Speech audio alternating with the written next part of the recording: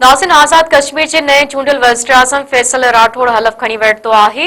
आज़ाद Kashmir assembly जे speaker वज़ीर-ए-आज़म खे उहिदे जो हलफ़ खणायो।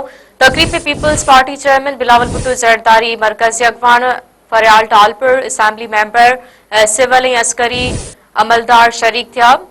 नए चूंडियल वज़ीर-ए-आज़म फैसल राठौड़ तक़रीब खे ख़िताब कंदे चयो आहे त आसिफ अली ज़रदारी, बिलावल भुट्टो ज़रदारी ऐं फरियाल टालपुर जी ज़िम्मेवारी ॾियण ते थोराइतो आहियां।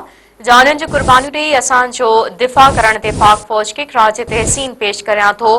ब्रेकिंग न्यूज़ अवांखे ॾियूं पिया। आज़ाद कश्मीर जे नए चूंडियल वज़ीर-ए-आज़म फैसल राठौड़ हलफ़ खणी वरितो आहे। आज़ाद कश्मीर असेंबली जे स्पीकर वज़ीर-ए-आज़म खे उहिदे जो हलफ़ खणायो। तक़रीब में peoples party chairman Bilawal Bhutto Zardari, मरकज़ी अॻवान Faryal Talpur, assembly member civil ऐं अस्करी अमलदार शरीक थिया।